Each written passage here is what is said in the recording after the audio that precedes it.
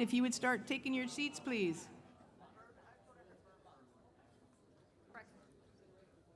Live on these things.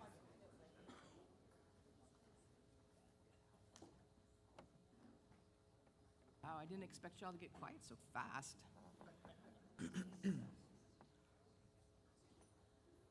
Well, good morning, everyone. Did y'all have fun last night? Woo! And if you were out there on the dance floor with us, you can check that off as Oxfit. There you are. Participate in Oxfit. There you are. Some of you got some good moves. I was impressed last night. Well, good morning, everyone here and also online. Thank you again for joining us. How many people got online? Anybody yet? It's a little early. Good, a handful, good. As a reminder, everybody, please to put your cell phones on mute or stun. And I'm going to reconvene the meeting of the National Board, and now my Executive Assistant, Kelly Chryselius, will conduct a safety briefing, introduce our guests, and call the roll. Thank you, Commodore. A quick reminder about personal safety, and we encourage all members to start every meeting with a safety briefing. Please notice the exits in the back of the room. Fire extinguishers are located down the hallway to your left. AED and first aid kit is down by the fitness center. And if there is severe weather, we're going to remain in this room. If we have to evacuate, we will go down and exit through the lobby. We have rugs covering cords at the front, so just be careful because it may be a little uneven on some of those, so just please watch where you're walking. It is now my pleasure to introduce the head table. Please hold your applause until all are introduced. First, we have the 37th National Commodore, Mary Kirkwood. To her right, not here yet, but here today, will be Vice Admiral Nathan Moore, Deputy Commandant for Operations. And then to his right would be Commodore Linda Merriman, Deputy National Commodore, Information Technology and Planning. Continuing to her right, Commodore Sonny Thatch, Deputy National Commodore, Atlantic Area West and Mission Support. To his right, the Chief Director of Auxiliary, Captain Brent Schmadeke. On Commodore Kirkwood's left, Vice National Commodore Pat Ferry. To his left, Rear Admiral Robert Comfer, Assistant Commandant for Prevention Policy. To his left, Commodore Michael Bozarth, Deputy National Commodore, Pacific Area and Operations. To his left, John Krogman, Deputy National Commodore, Atlantic Area East and Recreational Boating Safety. And to his left, immediate past National Commodore Alex Smiluski.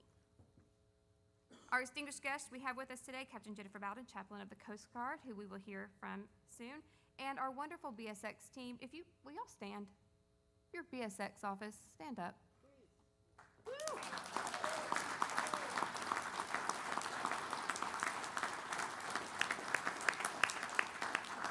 They're not all here, but we appreciate you guys so much for all you do to make everything like this run. And then our OTOs and DIROCs. Thank you guys for all being here. Ladies, we appreciate you so much. We also have joining us today our past National Commodores, Commodore James Vass, 30th National Commodore, and Commodore Richard Washburn, 33rd National Commodore. Thank you so much for being here. And now, I will conduct the roll. National Commodore Mary Kirkwood. Present. Vice National Commodore Pat Feary. Present. Immediate past National Commodore Alex Smiluski.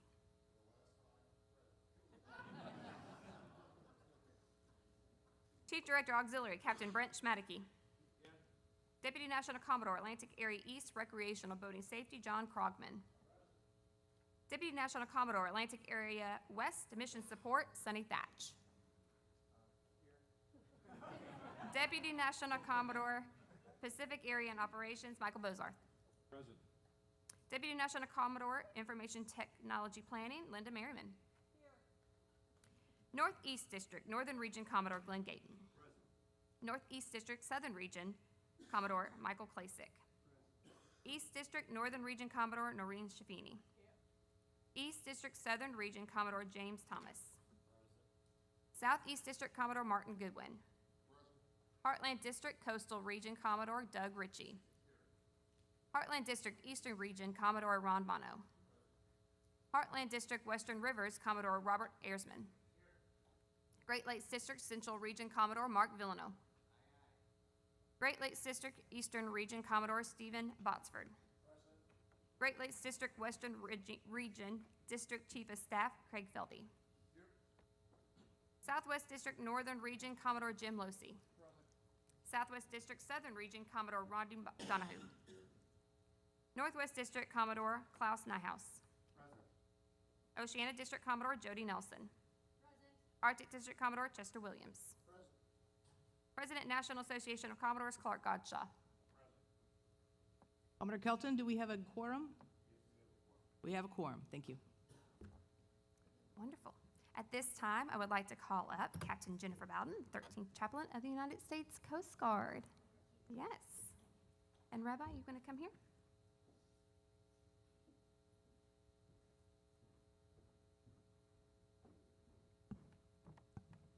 Good morning, Commodore Kirkwood, and good morning, distinguished leaders. It's a pleasure to be back with you all this morning, and I am just going to do a pop quiz because I'm going to take a little chaplain prerogative. We're going to go through caring very quickly. What's the C? Okay, what's the A? R. Okay, I. Invest in, nourish, and G. Okay, how many of those letters did we cover last night? Yeah, I thought so too. It was a pretty great night. So I know that Chaplain Capro has already been through some of this with you. So what I wanted to do is emphasize some of the growth plan and also give you time to ask any questions you might have about coverage in your areas or that might benefit the group. So as you see, currently we have 98 ACS chaplains on our books. We do have, I believe, 3 to 4 in process, one of which is my home pastor in Nashville, Tennessee. So if anybody covers that area, super excited to get him on board. PAC area, we have 23 chaplains, Atlantic East chaplains 47, and Atlantic West 28. As we're moving on there, ACS augmentation, I wanted to spend a little bit of time talking about the fact that these ACS chaplains are all over the place. Highlighted a few of our underways. They had a great time. You may have seen some of them on the news. And just had a really neat time investing in the cadets and also in some of the Sail 250 events. Thought I would add in a few pictures here. Chaplain Carter got to spend some time with Al Roker, and Chaplain Walcott, as you know from his past, he was super excited to get back underway again and invest in all of those underways. So just a great time going on out there. But as we're moving on with ACS, I wanted to share a little bit about where I and Mo are placing our emphasis in coming months. The reimbursement issue. We're really working hard to make sure that when chaplains are going outside the 50 miles, obviously when they're going underway or when they're on orders, they're fine, but we're trying to make sure that it's equitable with what our active duty chaplains are doing. I cannot emphasize enough that it is impossible for me to complete the mission that I am given as the chaplain of the Coast Guard without the auxiliary team. We need them. They are doing amazing things to take care of our coasties. We've got stories about the lives saved, about the marriages saved, about the families that were improved because of your ACS chaplains. So we're doing our best to make sure that we're treating them fairly. When it comes to supervision, I don't know, when I was up here 2 years ago, I mentioned that we had paused the auxiliary program to make sure that we were able to supervise our chaplains adequately. I am thrilled to be able to tell you that now it is open season. We're pulling in as many auxiliary chaplains as we can, and what we're doing is just working with making sure they're supervised. So if you know people, if you've had discussions about this and you have people that are interested, it is my mission that none of those packages are sitting on my desk. If people are applying and they want to go through the program, we're going to get them in and active as soon as we possibly can. I'm making that commitment to you. And if you have a problem or if you see a problem somewhere with your people, let me know. When it comes to that supervision piece, one of the things that's helping us is that just in the past 2 weeks, the Commandant signed a memo with the Navy that we are going to expand the Chaplain Corps to meet the 15,000 growth of the Coast Guard. So hopefully before the end of next week, we will have created 20 reserve billets. So those are Navy Reserve chaplains that will be assigned across the Coast Guard. And so what I know many of you heard maybe that we lost 9 billets last year when the Doge came through and we're checking out the billets for the Navy. They saw that they were coded joint. The Navy was paying for them and just kind of gave them to us, and they took them back. And so we lost them. We had chaplains that were literally in the office taking care of coasties that were told to go home. They no longer had a billet. I did not know about this. It happened very quickly. It was a very big surprise. And so now, in return, the Coast Guard is going to invest to double that number. So we'll have 20. We hope to have them on the deck plates within 6 months. So hopefully that'll help augment your team as well. But then we also are going to be getting 50 additional active duty chaplains. So over the next 10 years, we will grow by 5 a year. You'll start to see a few more of them around. The way this helps you is twofold. One, your auxiliary chaplain, we are hoping, is also investing in your flotillas. I know there's been some questions about that in the past. We're really working on how to make sure that you all are our flock as well, and we want to take proper care for you. So we're going to make sure we have those chaplains out there. I also am going to be encouraging our active duty chaplains to come and visit your flotillas. So if you would like to have them come speak, or if there's a way they can support you and your families, please let me know. But then finally, your auxiliary chaplains are augmenting our new National Watch Bill. So every month, we have 4 to 5 chaplains that are going somewhere in the world. As y'all know, the mission is shifting because you all are addressing it as well. So we have chaplains assigned to go down to the border. We have chaplains going on cutters out into the South China Sea, obviously the Eagle mission, and all of the FORSCOM missions. So as we do this, the auxiliary team, we're working together with them and the active duty to make sure that we can meet that emerging need. We are having to prioritize those missions a little bit just because there's 50 of us right now, and 98 of the auxiliary. So that's a little bit of where we're going and what we're doing. So I just want to pause there and ask if you have any questions regarding anything you've just heard or anything I may not have covered.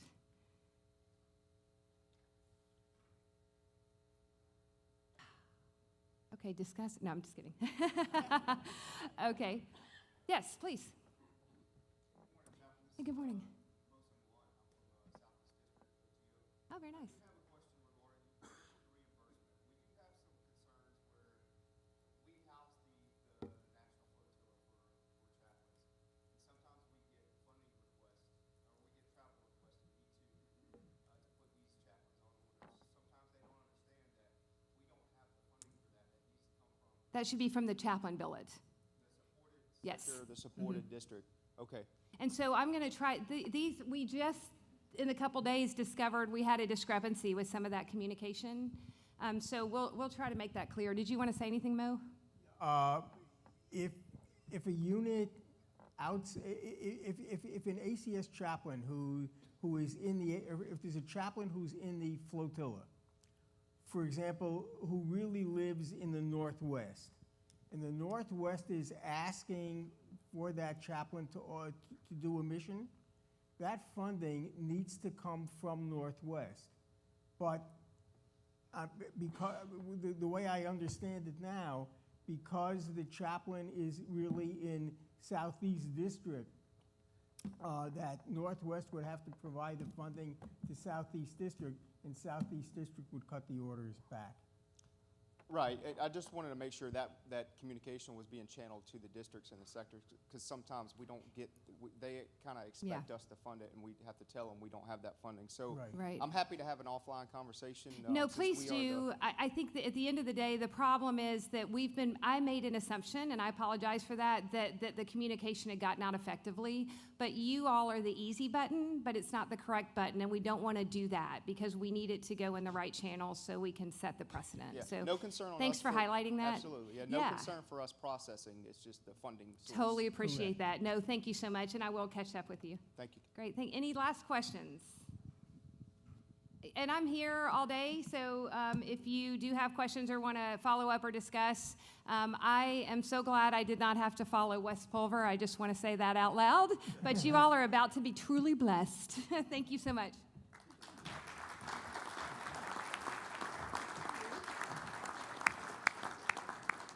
Thank you, Captain. If you were here last year, you got to see a wonderful presentation by Captain Wes Pulver about the Coast Guard Museum. We got an update, so we're looking forward to seeing some new renderings and hear what's going on over there.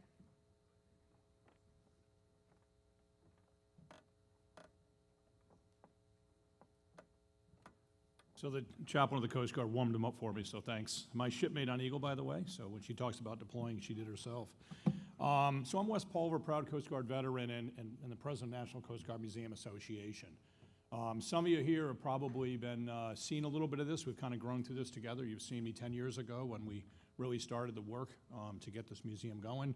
I'll put out a punchline on that. 10 years ago, we were actually in arrears, $120,000 when we started.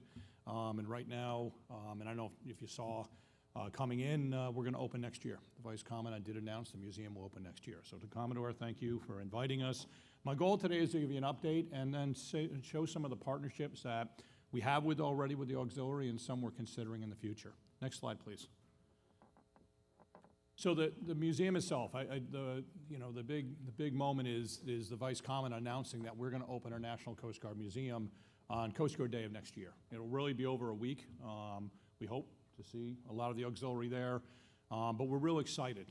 We're talking about up to 300,000 people a year, but there's a lot of things happening. So over the next year, we're going to complete the building, which is near and dear to my heart because that was our initial requirement of our organization.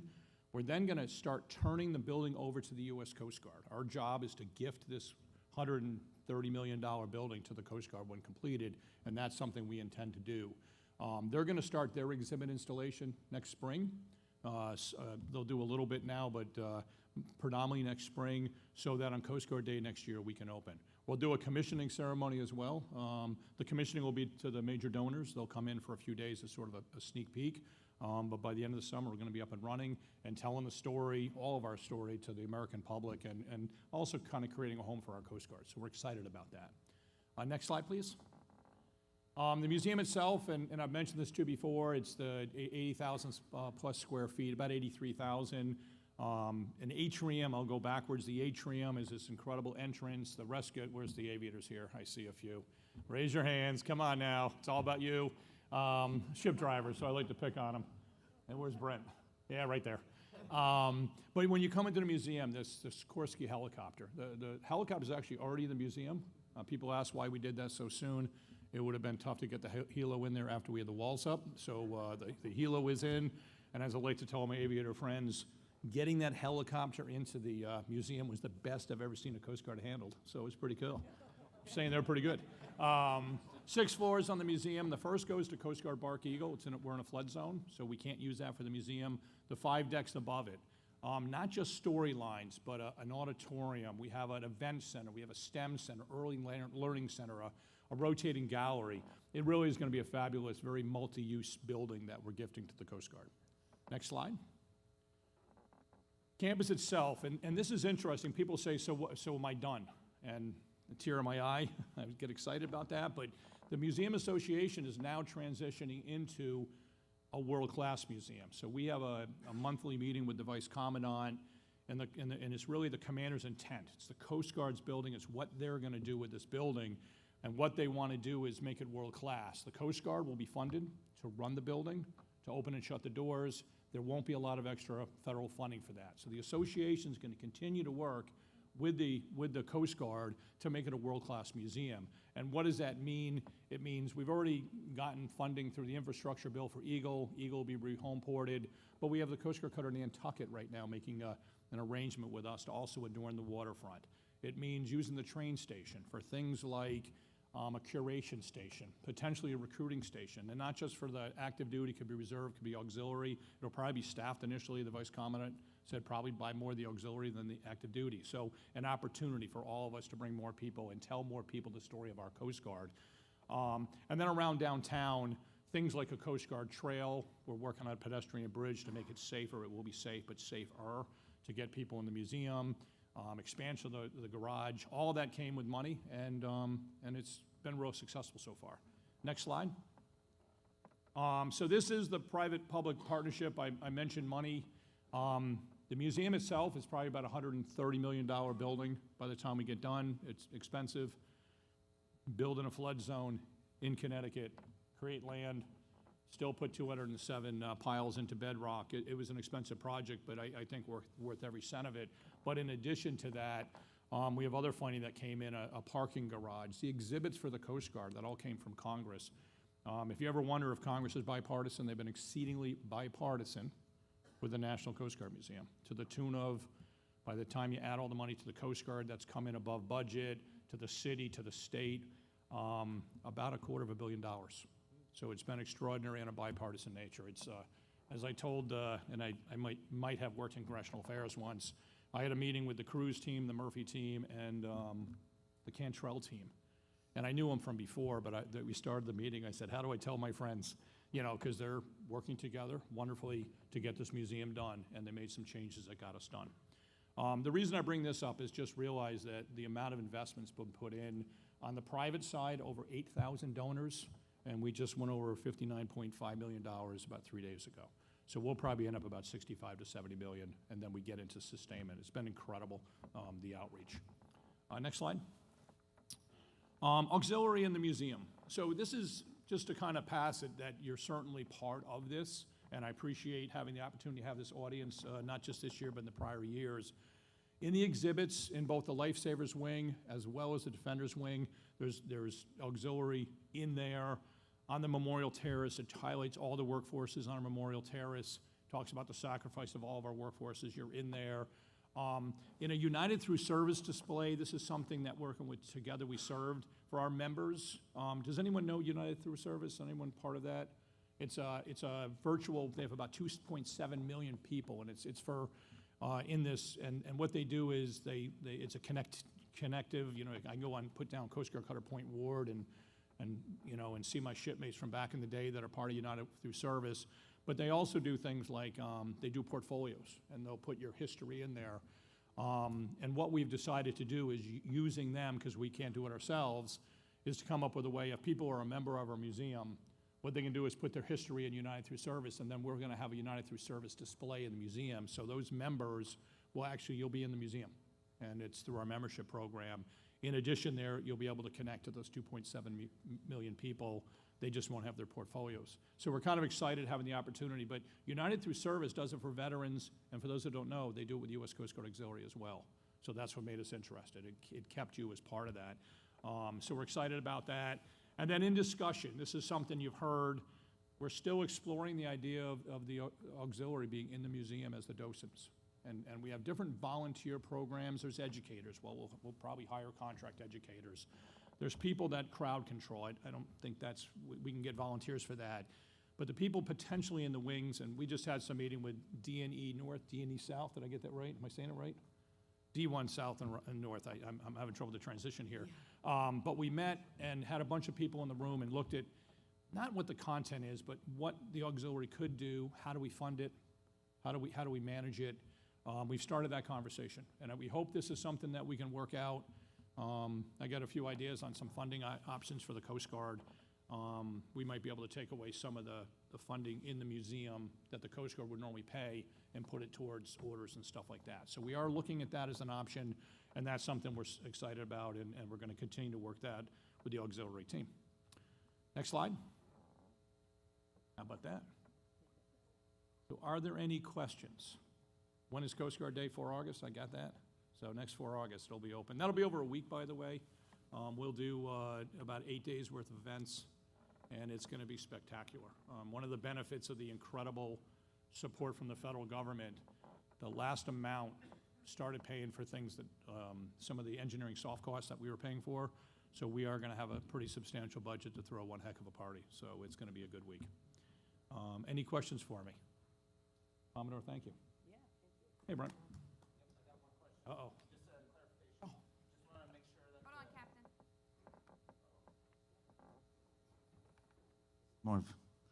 Okay, I just want to make sure the train station is not a place where folks are going to go to, you know, like in Yellowstone, you go to the train station, you're not in trouble if you go to the train station. It's actually a place where you go and sleep. I just want to make sure everyone understands that. I saw you say the train station, and people are like, it looks like we're going to own the train station. It'll be a good place, not a bad place. yeah, all right. So those of you that are Yellowstone fans get that joke, but anyway. Thanks, Fred. Again, thank you all so much. And again, thanks. I've been up here a lot of times. Thanks for being patient as we got to build this, and excited to see you there. Thank you. Thanks, Tom.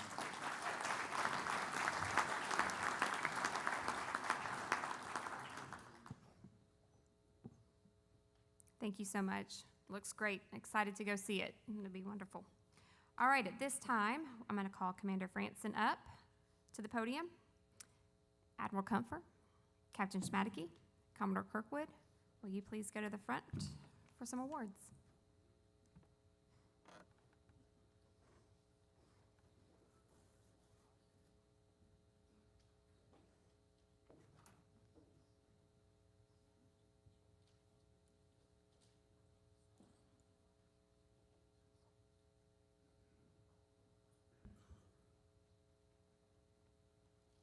Ladies and gentlemen, I am pleased to announce the recipients of the Auxiliary Commendation Medal.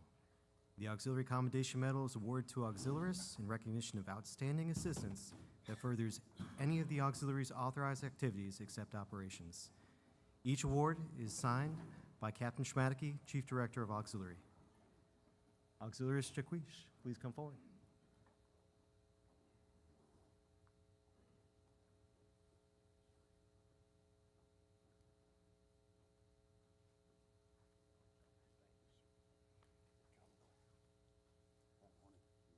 Attention to award.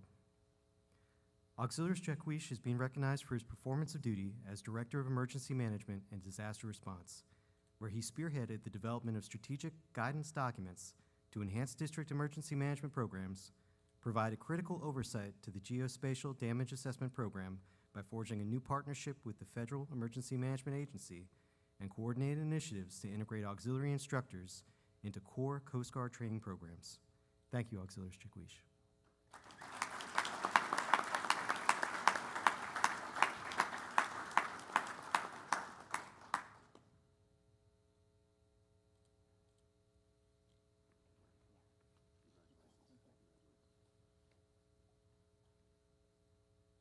Auxiliary Snap, please come forward.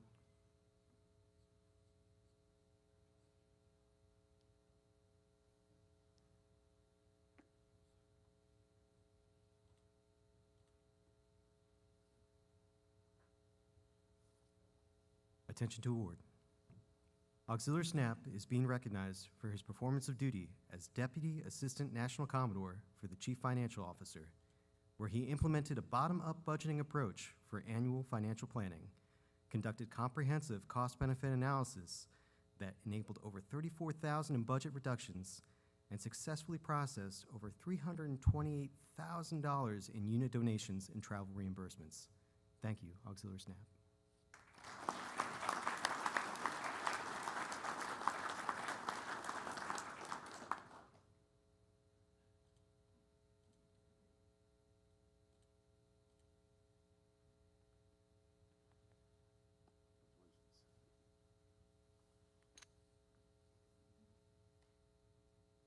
Auxiliaries Marzano, please come forward.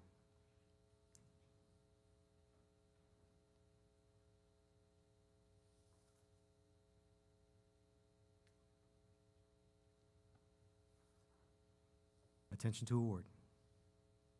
Auxiliaries Marzano is being recognized for his performance of duty as Deputy Assistant National Commodore for Response and Prevention, where he directed the development of strategic guidance documents for district emergency management programs, supervised the creation of strategic goals for response and prevention directorates, and provided critical leadership in developing and executing the auxiliary's inaugural Mission Ready Force Readiness Assessment.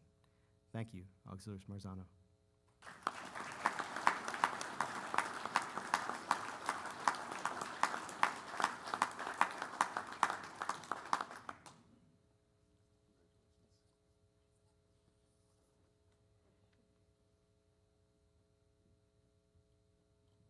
Auxiliary Sneeve, please come forward.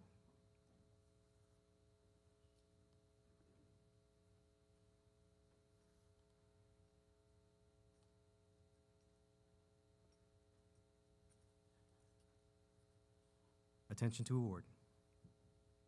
Auxiliary Sneeve is being recognized for his performance of duty as Director of Cybersecurity, where he provided critical support for the implementation of Coast Guard's final rule on cybersecurity in the marine transportation system, authored and presented 10 educational webinars for Coast Guard personnel, and led national cybersecurity awareness initiatives while directing responses to over 10 phishing campaigns. Thank you, Auxiliary Sneeve.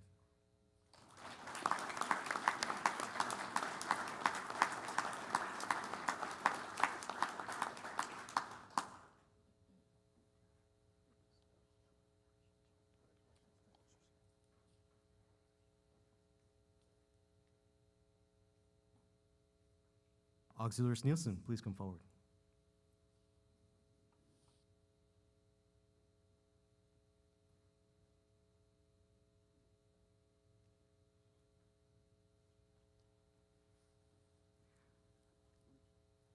Attention to award. Auxiliaries Nielsen is being recognized for his performance of duty as Deputy Director of Emergency Management and Disaster Response, where he guided the development of strategic guidance documents for district emergency management programs, provided critical oversight to the Geospatial Damage Assessment Program supporting the Federal Emergency Management Agency, and collaborated with the Coast Guard Office of Emergency Management to integrate qualified auxiliary instructors into core training programs. Thank you, Auxiliaries Nielsen.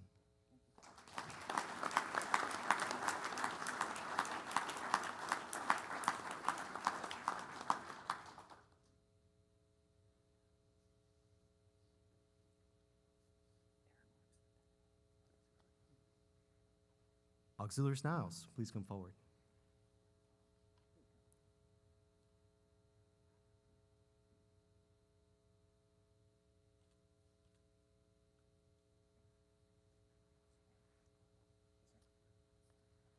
Attention to award. Auxiliaries Niles is being recognized for his performance of duty as Director of Vessel Examination and Partner Visitation, and subsequently as Deputy Assistant National Commodore of Recreational Boating Safety, where he enabled the completion of 8 critical milestones to advance the National Recreational Boating Safety Strategic Plan, facilitated widespread support for the 2026 National Recreational Boating Safety Survey, and led his team to achieve over 102,000 vessel safety checks, 147,000 partner visits, and over 73,000 public education graduates. Thank you, Auxiliaries Niles.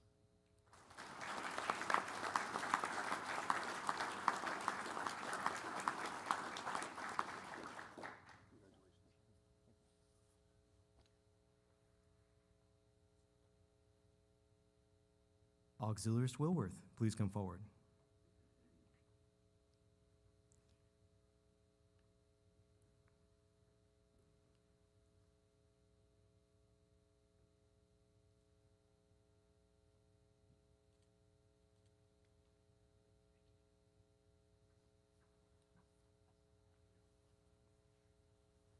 Attention to award. Auxiliaries Wilworth is being recognized for his performance of duty as Deputy of the Document and Administrative Directorate, where he directed the development of a structured recognition program, implemented the revised ANSC 7000 meeting minutes form along nationwide training, and reorganized the materials branch while leading live-streamed all-hands meetings, reaching over 700 members nationwide. Thank you, Auxiliaries Wilworth.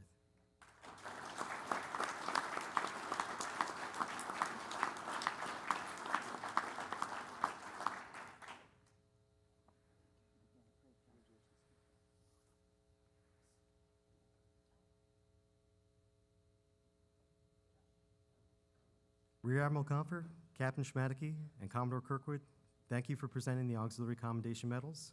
Congratulations to all recipients. You may be seated.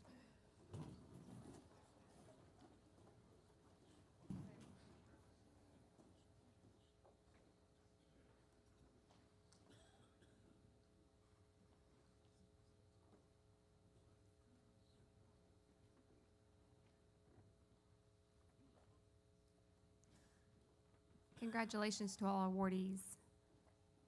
At this time, I'd like to call up DNACO Commodore Krogman for a Sail 250 update. Good morning, everybody. I've got some pictures to show from, excuse me, Sail 250, Sail 4 250, Operation Ready Eagle. That's the name for the whole event, or the different names for the whole event. So I have pictures from everywhere there, and some commentary in between.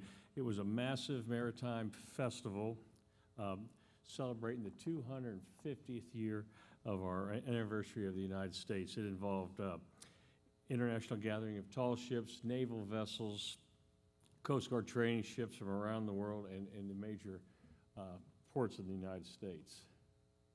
Good, that works. The festival included stops Started in New Orleans on May the 28th, went to Norfolk, went to Baltimore, New York, and ended up in Boston on the 16th of July. And also in the different ports, all sorts of international ships were there also. Dozens and dozens, military vessels, and thousands of sailors. The highlights included the parade of sail, spectacular welcoming ceremonies, dozens of tall ships entering the ports together. When I was in Norfolk, here was one of the, I think it was Columbia, and they had their native costumes on, and everybody locally really enjoyed that presentation and seeing their fellow countrymen. It was really a lot of fun. And visitors, we had a lot of can walk on the decks of the international ships and get tours, in addition to being on the Coast Guard cutter Bark Eagle. And we had community festivals also, waterfront celebrations, live music, food, and air shows. So you'll see a lot of pictures. Maybe you'll recognize some of the people involved here. The key objective for us, our goal was to provide qualified personnel and assets to the districts where the events were happening. And so this is a great chance for me to brag, so brag I will. So it started in New Orleans, then Norfolk, Baltimore, New York, and Boston. And this maritime event was the largest successful deployment and augmentation of auxiliary members. We did over 14 specific critical mission sets. We started planning, I don't remember how many times we talked on the phones for the last 2 years planning this event. Wanted this, needed that, and that kind of thing. So the planning phase was 2 years, and then everything took, that's kind of like Christmas afternoon, and all the presents are open, everything was over. But it was a tiring event, but it was really a lot of fun. Started in New Orleans, my favorite eating city in the country. And these are pictures, some of these pictures are showing in the Big Easy there. It started in New Orleans with significant auxiliary participation and support of the visiting tall ships. Several members embarked on the Eagle going down on the Mississippi under sail in New Orleans. Members supported the checkpoint security at Benville entrance, a primary access point for all the visiting tall ships. And throughout the event, we assisted foreign crews and visitors with directions, USO access, tour information, and things like that. The auxiliary also staffed an information table as part of the display featuring the Coast Guard boat forces, the drone units from Sector New Orleans. Also in New Orleans, the auxiliary was invited to eat on the ARC Gloria, which is the Colombian tall ship, attended by visiting ships captains, naval officers, the Colombian ambassador, and representatives from the mayor's office in New Orleans. They also attended a reception on the USS Kearsarge during the event and fireworks, alongside senior Coast Guard, Army, Navy, Air Force, and Marine Corps personnel, or leadership, I should say. Members provided additional support by walking the docks, assisting visitors, supporting the New Orleans and Company, which was the actual entity volunteer entity that organized the event. We also provided manned overhead air patrols, furthering contributing to the safety and the security of this significant maritime event. Moving on up to Norfolk, the temperatures got hotter. That's just the way it was. And you think it's hotter than New Orleans. That's really something to say, but it was hot as blazes. Jim Thomas over here did 5 patrols over a few days. And 3 days I was there also. I was answering nautical questions, giving out literature, shaking hands and kissing babies, and showing where the Eagle was. And it was really neat. I saw cadets, or I'd see parents there with Coast Guard Academy shirts on, and they were waiting. They had children.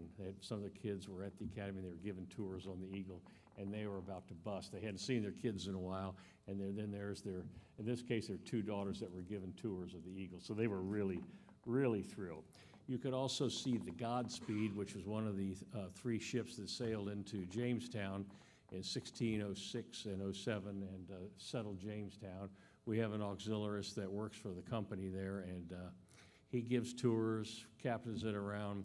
He was there on the Godspeed and then went up and finalized in Boston on the Mayflower too, and doing that. He's a great guy. Next year he'll be sitting, I assume he's going to be elected as chief of staff, so he'll be here next year, and you can dog him for some tours of the Godspeed or whatever. And those ships are so little, you can't imagine sailing across the ocean on one of those. It's really something to see. So heading up into Baltimore, I was on a patrol up there in the Inner Harbor, and we were just trying to maintain a secure area and keep boats out when the Blue Angels and the other jets from different countries were there. The Blue Angels, be all quiet, and here come the Blue Angels screaming through there, and you just can't even hear yourself think. It was so loud and intimidating. It was really fun. We also had, I don't know if that picture has come up yet, we had our Sea Scouts there that were doing tours of the Bark Eagle also there. There's one of the pictures is all of them that came up there. So that was really a fun event. Then heading up to New York City, 8 to 10 million people were estimated to be there. 8 to 10 million people, and it was still hot. And so we supplied all sorts of support. In the galley, there was no air conditioning for days. How many days was that, Mike? The whole event? Most of it, yeah. So it was blazing hot, but that didn't slow us down. We also did, besides there and other places, we did surface operations, public affairs. We worked with the drones. We had interpreter corps up there, guided tours of the Eagle, medical service, cybersecurity. So we were in everywhere. We also had about, as I estimated, close to 400 auxiliaries working the event in all the cities. I don't have the hours yet because hard to believe, but some people haven't put all their hours in yet. But that's the way it goes. So, but we had plenty of hours on there. So finally, we went up to Boston, and they race from New York City to Boston. Once again, this was really our finest moment. This was really a great event to be associated with. In my 24 years, I don't believe I was any prouder of being an auxiliarist. And it was really a lot of fun. Our skills were presented again to the Coast Guard and to the boating public. So if you assisted with any of these events of Sail 250, please stand up and be recognized.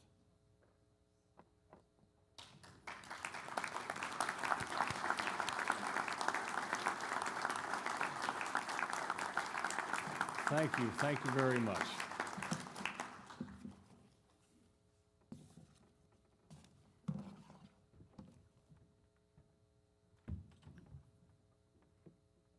All right, thank you, everybody. So that's the first part. We're going to take a break at this point. We'll take a 20-minute break, so let's be back at 9:35. Does that make sense? Thank you, everybody.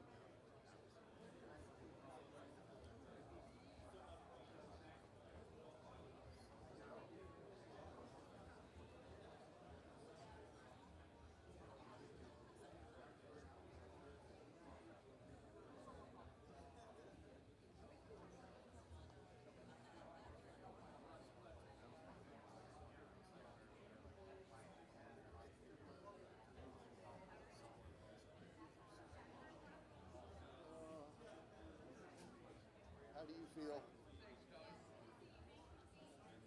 You happy it's coming to? Yeah. It's a lot of time consuming for you. It's not.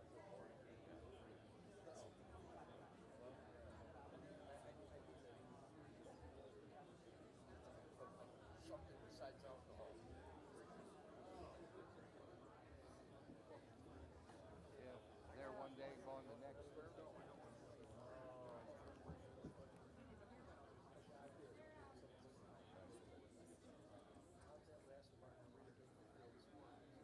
If you guys want to hit this later, let me know.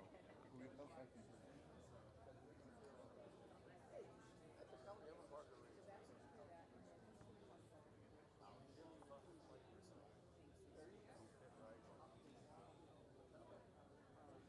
you save the date?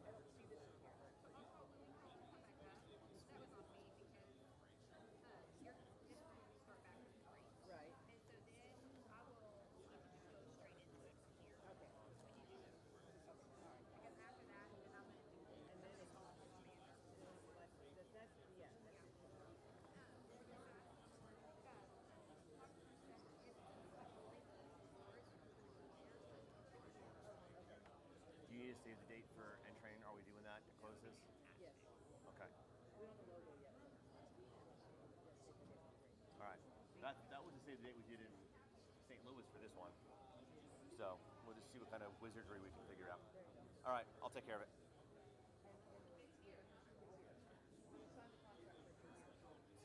Okay. I'll just put Orlando on it. All right. 21st, I think.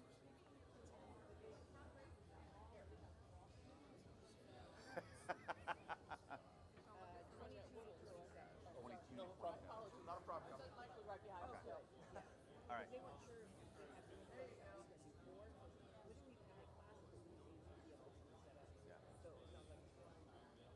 Okay. All right.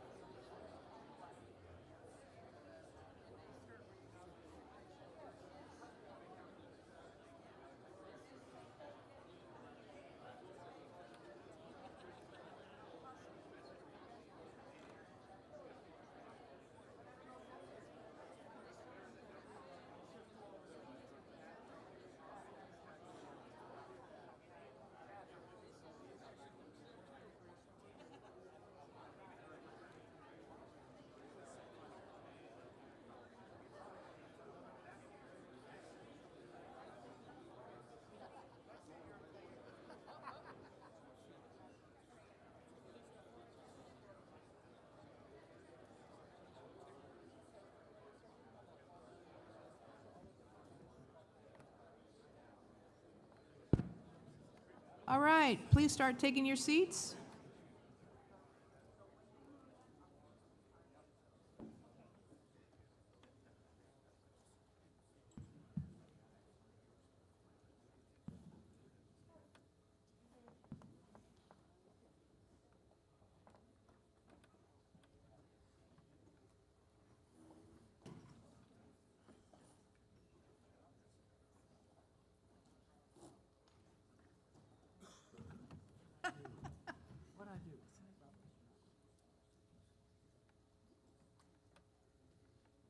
Thank you. All right, I hope you had a nice break. I reconvene the meeting of the National Board and call for visual confirmation of a quorum. I attest for NextCom and President of NAC. Dean Akos will attest to their areas. So, John? All present. Boss? Boss? Back area is in the house. In the house, I love it. And John? Sonny? You're here, all right. Wanted to give people an update. A lot of people have been asking about Pete, a Pete update. So he did well when he got to the hospital. He's fully alert and everything. They ran a bunch of tests, as you would expect. Everything's negative so far. He was having another test this morning, and we may see him this afternoon or later today, so he's expected to be discharged. So thank you to, we had Mike and a couple of other people who went and visited him, got his hotel key, brought him some clothes and stuff, so appreciate. It is a team, it is a family, the auxiliary, so thank you for that. Thanks for everybody who pitched in to make sure Pete was good. All right, we're gonna have a quick video from our Southwest North region. Yesterday was cool, and I'm told this is even better. So this is the okay, let's see the recruiting video.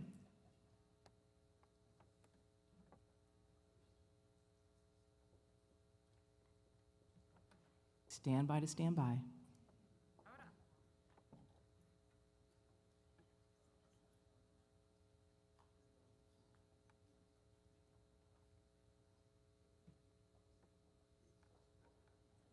Great. Great when you need to call tech support and they're right next to you. It's great. Thank you, Pat. Oh yeah, there he's getting his steps in. If you run, I think you get twice as many steps, right? Credit.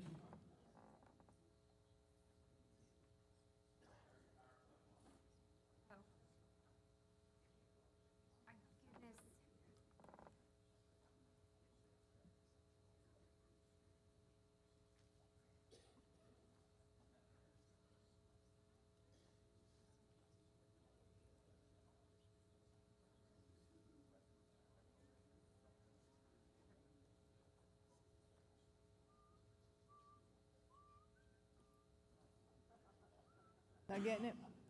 Almost there. We could come back to it, I guess. Oh,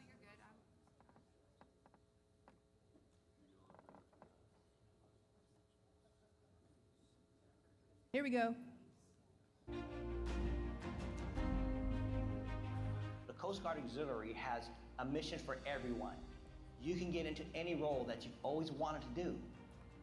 We are recruiting to a much higher standard than we've ever done so before because the active duty demands mission excellence from us, and it takes a special type of person to volunteer his or her time, train up to the same standard as our active duty members, but also to work side by side. We qualify them to where they have the knowledge, skills, and abilities, just like our crew members. True for whether they're active duty, reserve, civilians, contractors, everyone meets the same standards and contributes where they can.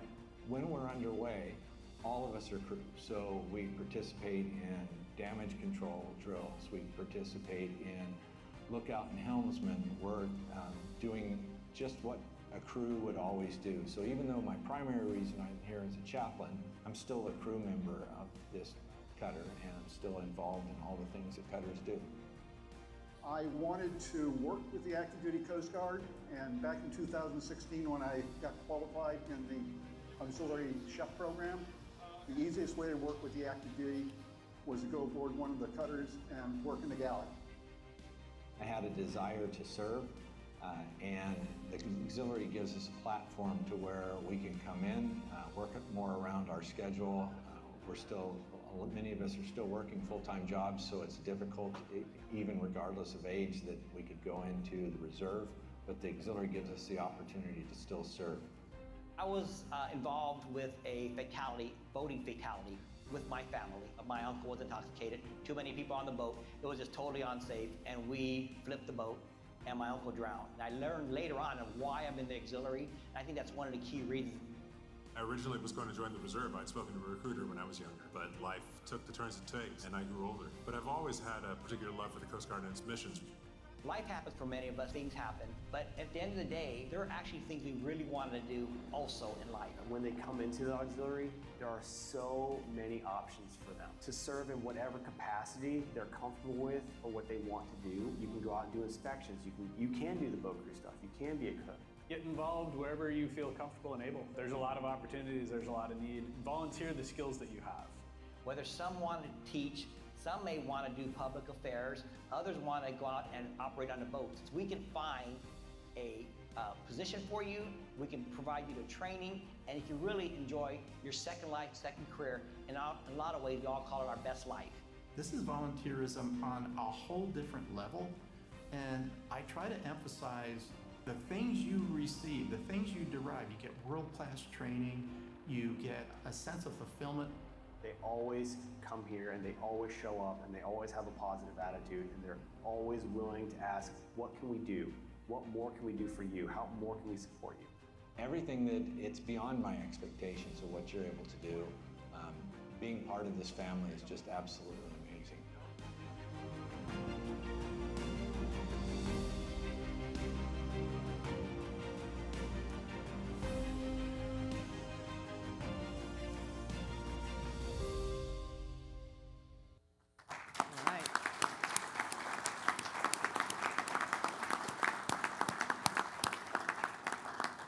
All right, that was pretty powerful. Sign me up. I'm on it. I'm on it. All right. Thank you, Jim, and Randy. That was great. That was great. And again, you can do this for your flotilla as well. I mean, I'm sure your division is district as well. I'm sure Jim would share with you, but we do have funds available in the association in the recruitment grants. So do that. Do look into that. We're also later very soon, because it's all ready right now, going to be doing grants through the Association for Recreational Boating Safety. So for life jacket stands, some of those things. So we'll have funds available for that too. So more on that. You'll see that on the website soon. All right. Do a slideshow? Okay. So I had the honor a couple of months ago to go to Wyckoff, New Jersey to present the Flotilla of the Year. So Coast Guard Auxiliary proudly recognizes Flotilla 14-10-13, Northeast District Southern Region, Wyckoff, New Jersey. It's a 2025 Flotilla of the Year. The distinguished honor recognizes the flotilla's exceptional commitment to missions of the United States Coast Guard Auxiliary and its dedication to service, readiness, leadership, and community engagement.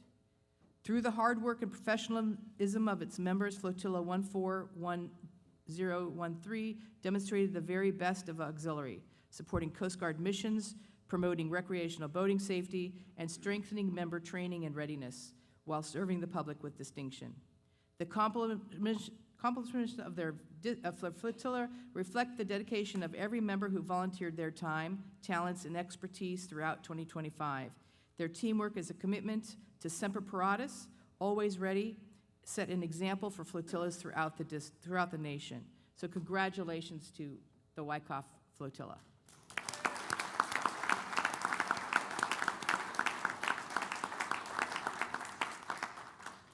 So one thing I have to say of note, and I've challenged my flotilla for this, every member of their flotilla submits hours.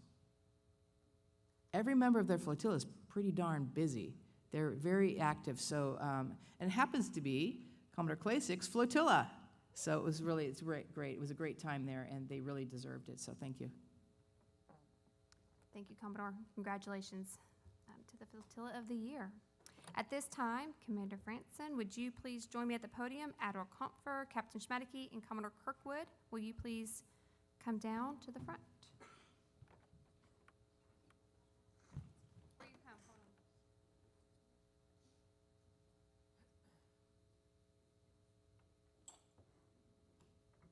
They're going to read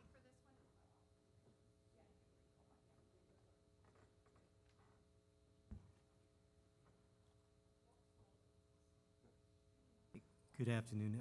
Could I ask that Commodore Thomas, on behalf of Commander Otani, Commander Popeil, Bosun Edwards, Commander Kelly, Bosun Crochet, Commander Jones, and Bosun Price, please come forward to represent your Coast Guard districts.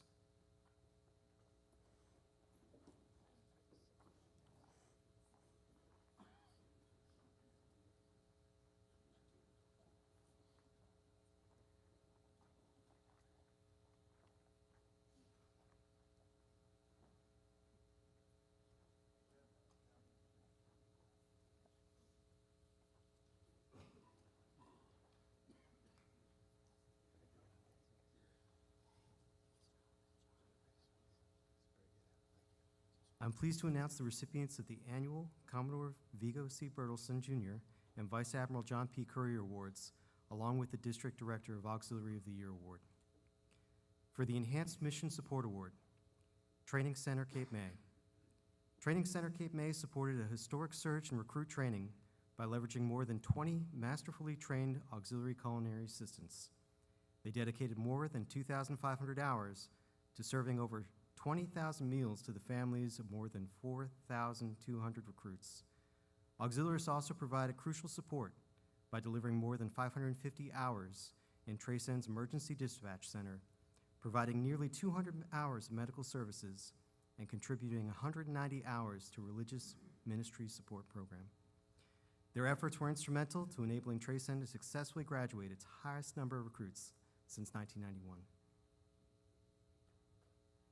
For the Enhanced Operations Award, Sector Southeastern New England.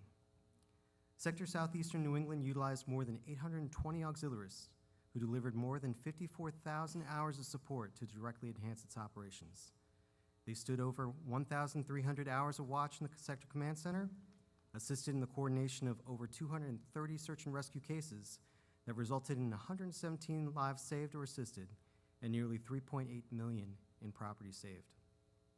They also achieved 100% verification of all 1,709 private aids to navigation in their area, including those for new offshore wind farms, ensuring the safety of waterways in a rapidly evolving maritime environment. For the Applied Innovation Award, Sector San Francisco. Sector San Francisco's auxiliaries pioneered innovative solutions to complex operational challenges. They established a fully integrated training model at Station Vallejo, where Coast Guard military and auxiliary personnel trained together to rapidly earn the same qualifications, a practice that institutionalized strong trust and improved unit resilience. To address recruiting challenges, the sector developed the innovative practice of having potential recruits first serve as auxiliaries. This internship model enabled recruit candidates to gain valuable operational experience and earn qualifications before entering boot camp.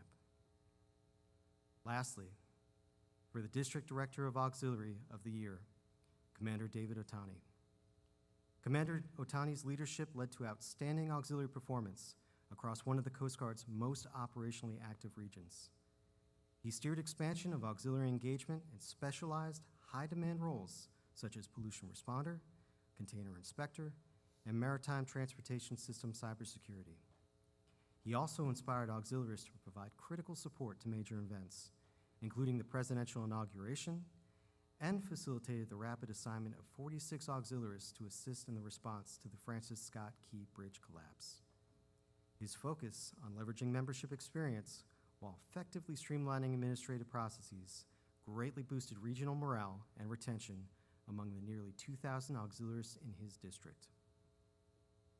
Plaques for the Commodore Vigo C. Bertelsen Jr. and Vice Admiral John P. Currier Awards have been sent to the Cognizant Duroc Office for coordination of appropriate presentation.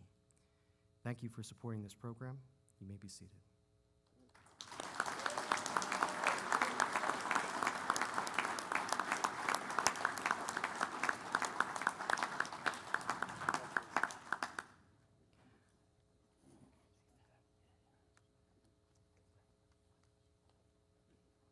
At this time, I'd like to ask Rear Admiral Confer, Captain Schmadeke, and Commodore Kirkwood for a presentation of the Life Member Certificate.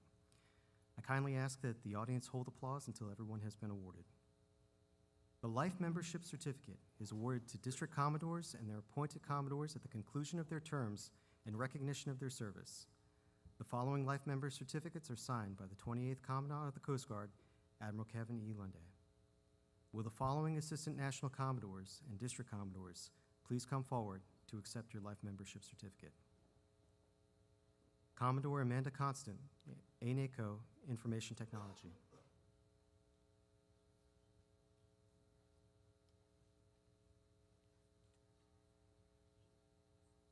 Commodore Bruce Kelton, ANACO Chief Counsel.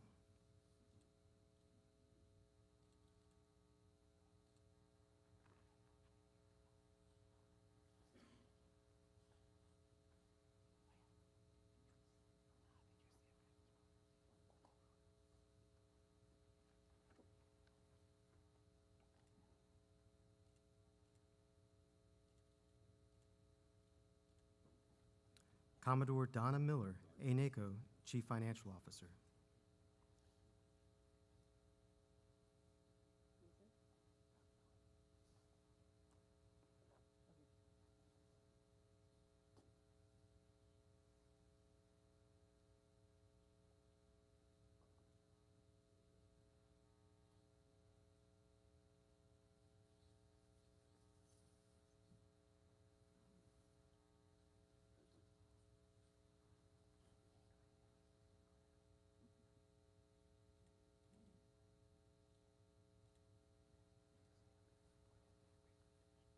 Commodore Glenn Gayton, DCO, Northeast District, Northern Region.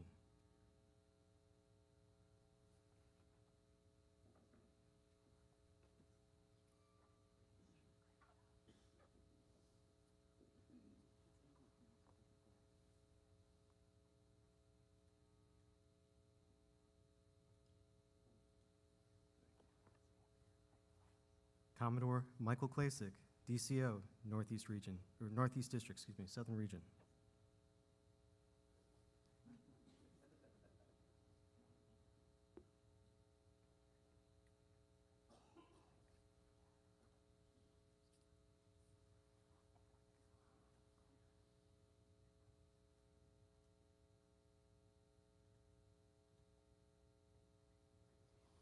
Commodore Noreen Shafini, DCO, East District, Northern Region.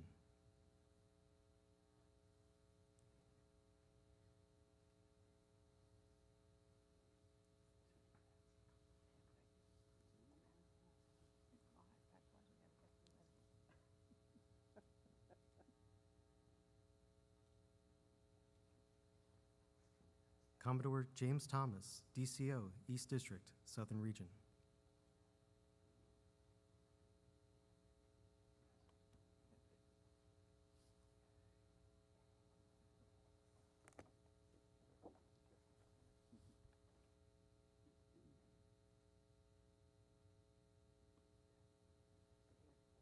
Commodore Martin Goodwin, DCO, Southeast District.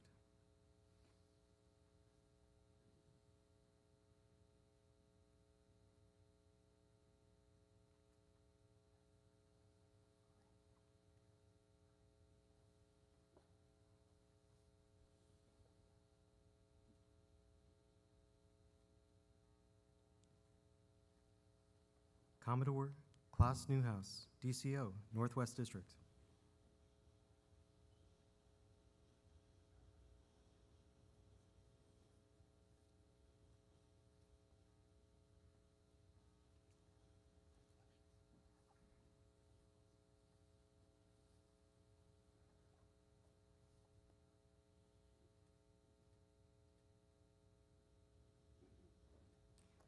Commodore Jody Nelson, DCO, Oceania District.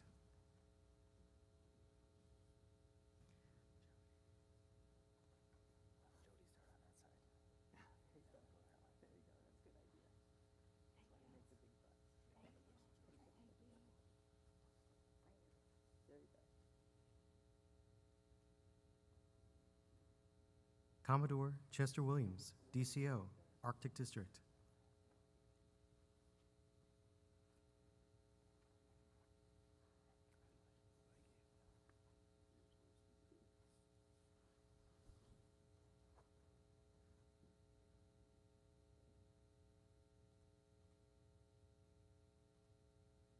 Commodore James Losey, DCO, Southwest District, Northern Region.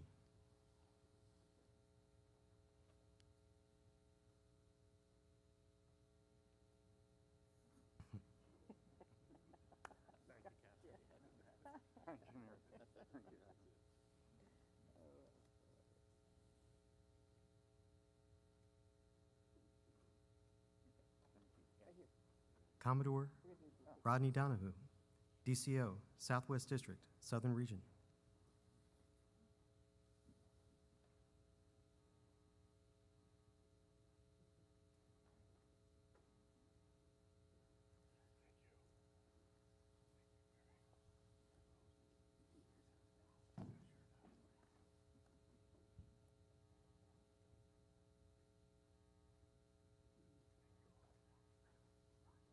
Commodore Ronald Banau, DCO, Heartland District, Eastern Region.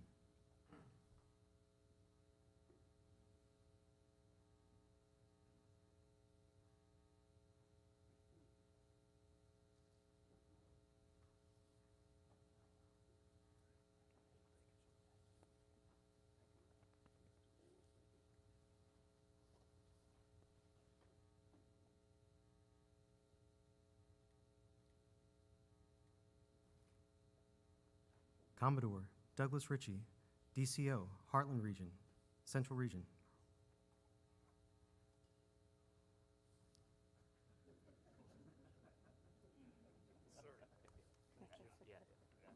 Thank you so much. Thank you.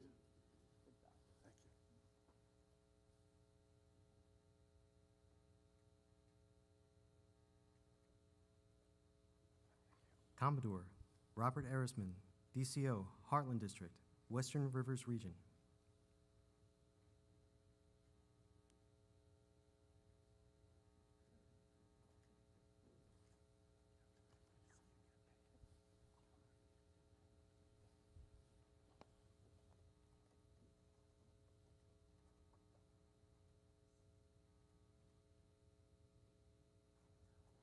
Commodore Stephen Botsford, DCO, Great Lakes District, Eastern Region.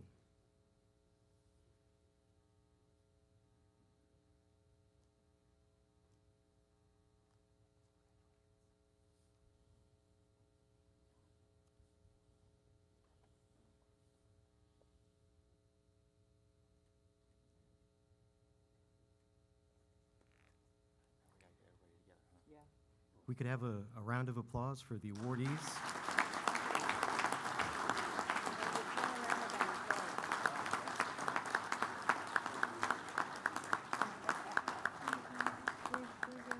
In addition to the certificate, each award recipient will receive a personalized clock from the Auxiliary Association, which will be sent to the mail. Bravo Zulu all. Second row.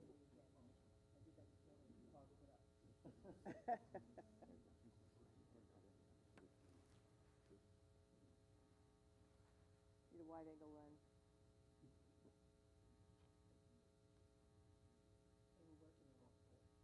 Got it? Good. All right, good. Yep. All right. Bravo Zulu.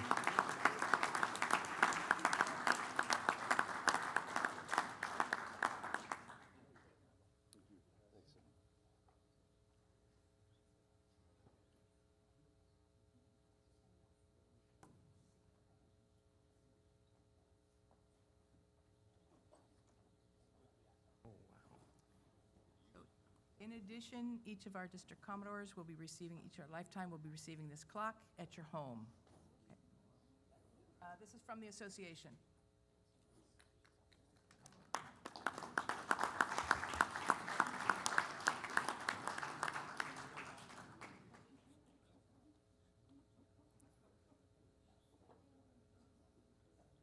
At this time, I'd like to continue with the awards presentation. I'd like to announce the award of the Auxiliary Commendation Medal. If I could have Auxiliaries Moore, please come forward.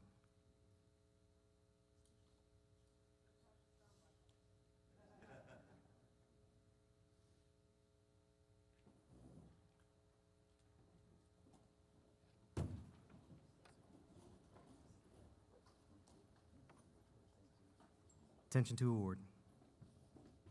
Auxilius Moore is being recognized for his performance of duty as Deputy Director of Computer Software and Systems, where he led the National Help Desk transition to a self-hosted system, saving $75,000 over 3 years, modernized critical web infrastructure and project management processes, migrated national testing to the Auxiliary Online Classroom, expanded Coast Guard Ombudsman access to auxiliary training materials, and eliminated outdated legacy websites, freeing resources for modern unit website hosting. Thank you, Auxiliaries Moore.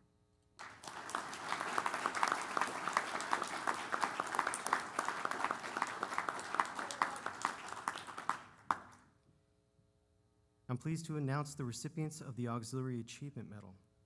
The Auxiliary Achievement Medal is awarded to auxiliaries in recognition of their sustained and superior professional and leadership achievements in administration or operations. Each award is signed by Captain Schmadeke, Chief Director of Auxiliary. Auxiliaries Mitchell, please come forward.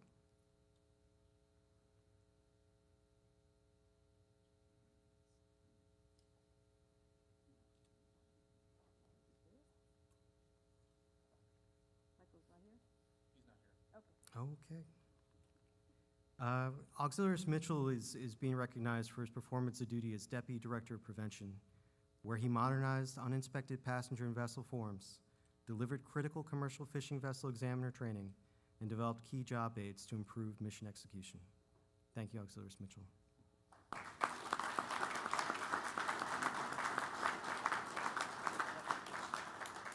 Auxiliaries Riley, please come forward.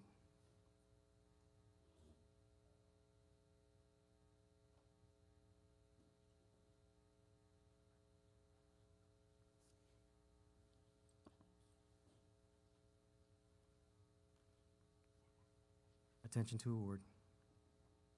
Auxiliaries Riley is being recognized for her performance as Deputy Director of Human Resources, where she led the mentoring guide team through complex staff challenges to complete the new Auxiliary Mentoring Guide and managed the critical training staff for the 2025 National Training Summit. Thank you, Auxiliaries Riley.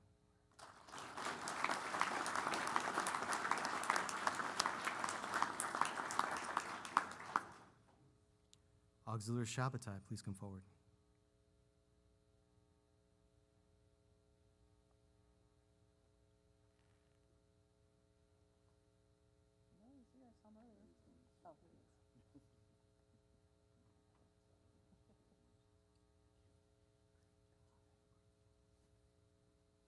Attention to award. Auxiliary Shabbatai is being recognized for his performance as Deputy Director of International Affairs, where he managed critical administrative operations, facilitated over 125 deployments and 105 interpreter applications, and personally supported multiple missions as a French and Spanish interpreter. Thank you, Auxiliary Shabbatai.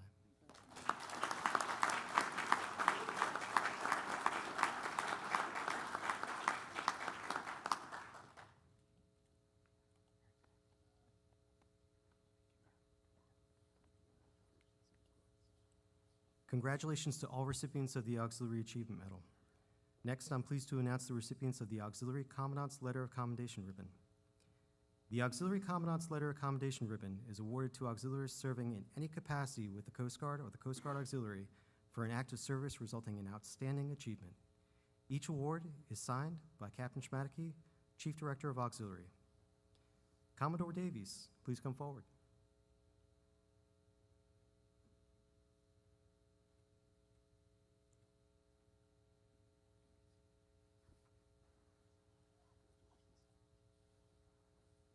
Attention to award. Commodore Davies is being recognized for her performance as Senior Advisor to the Auxiliary National Commodore, where she coordinated the Auxiliary's National Strategic Plan, ensuring all goals and milestones were completed on time and in full, successfully synchronized cross-directorate collaborative efforts, and provided precise quarterly progress reports to keep national leadership fully informed. Thank you, Commodore Davies.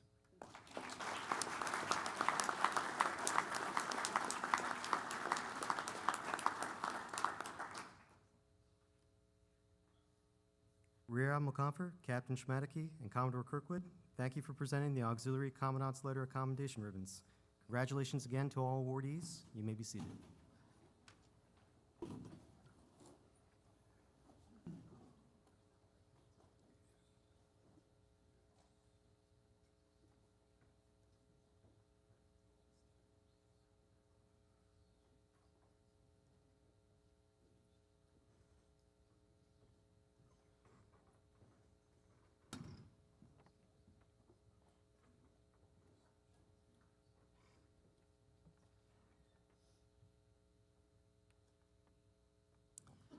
All right, it's time for my closing remarks. I didn't prepare any, but I prepared a lot of other things for this week, but never thought about closing remarks.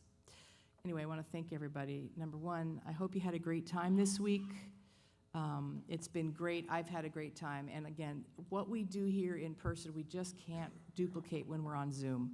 We can get the business part of it done, but the fellowship, the side conversations, the real work really gets done when we're in person. So I appreciate everybody being here this week, and we had a great time, I think. So I also want to thank my staff. You did incredible work. We've completed nearly everything on the strategic plan, and made the auxiliary a better place. And that's what this is all about, making it easier for our members to do the work that they do, the great work that they do. And again, it's been such a teamwork. I love the collaboration between the directorates to get work done. And again, it's made the auxiliary a better place. And to the district staff, our DCOs and DCOSs, you know, you're keeping these members engaged, interested, finding things for them to do, making sure they keep qualified. So thank you for what you do, because it takes that leadership at the district level to really pull this off. And so, again, we're a great organization of 19,000 people, and not any two of us are the same. We all have our unique talents and skills that we bring, experience. As somebody said yesterday, I'm not sure it was maybe Captain Koss said something about when he goes in a room. This is what Admiral Fagan told me when I first started. She goes, Mary, I love it when I get to a place and I go walk in a room and there's an auxiliarist there, because I know there's at least one adult in the room. So it's true. It's true. We bring such experience and knowledge with us. And I know many of you work at small boat units or other units where you're directly interacting with some of the younger coasties. You know, I work at Trace and Petaluma in the medical clinic, and I have them all the time coming and just sitting, and they just want to talk. You know, I'm like their mom or probably their grandmother. But sometimes they just miss that, and that's another aspect that we bring to bring them some comfort and some feeling of home. So again, thank you. I really appreciate our OTOs and DIROCs that came. It's again, thank you.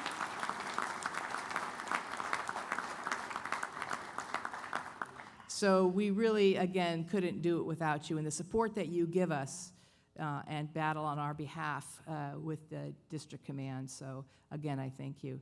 And to my event staff all over the room, and some of them aren't here, great AV for Pat and Roger did an incredible job with that.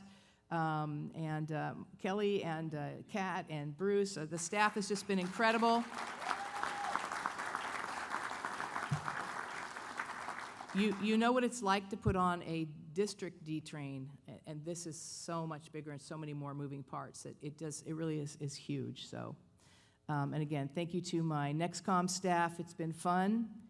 We still meet for a couple more months as a team. You know, we have September and October yet to go, but I really appreciate everybody's commitment to this and trying to better. So, and Admiral, thank you for coming. Let's see, what else? I have a couple of reminders. There you go. Before you adjourn. Let's see, NAC Luncheon. That is going to be out these doors to the left down this hallway. Make sure you have your lunch ticket for that. Tax exempt forms, if you haven't gotten it, please do that.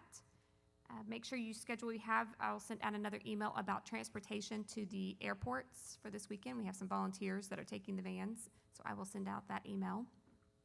And then make sure you share the YouTube link to your members, and they can see all these proceedings that have happened this week on there and photos. Seating for tonight for the banquet will be in this room. We will have a first group like we do before. We have a pre-reception, and we'll call first seating. That'll be at 19:15. That's when the DCOs go in and find the table that of their choosing that's not reserved, and they sit. You can bring people with you if you want. After that, we're having the second call for seating, and that's going to be open doors. So it's pretty much it's very hard to get everybody in certain areas and making sure we have all the seats covered. So we'll let DCOs go in first, find your seats. If you have guests that you want at your table, go ahead and bring them with you. And then after that, it will be opened up. All right. Any questions on that? I do have one question for y'all. How many of you have gone with the walk with NACO in the mornings? Yes, woo! It was fun. You missed You it, did it. sorry. You did. Missed it, you're sorry. It was fantastic. And Yeah, it's good. how great is it to have the mall attached that we could just walk in? It didn't matter what the weather was, didn't matter what the temperature was outside, but we could all get up and get fit. So thank you for leading that. That was wonderful Yeah, it this was week. fun. It was so wonderful that I think we should do it again in March. Yeah, definitely. And we are coming back to this hotel, March 22 to 27. So save the date. I know you're planning your district meetings, your district trainings, and scheduling with hotels and stuff. So please don't use that time as well. So we have a save the date for N-Train 27. I want another shout out for the BSX. They're in the back, and we shouted out to them earlier when they were introduced. But really, thank you so much to our BSX staff because, again, you keep us tied up at National and get the funding for us and do so much. So thank you so much. So Yes, good job, thank you. BSX. All right. At this point, I will entertain a motion to adjourn the meeting. All right. You got a motion? Okay, Thomas, seconded. Anybody opposed? All right, all those in favor? So, I know, sometimes it's fine. All right, everybody, aye, say hi. Aye. All right, meeting's adjourned. Thank you.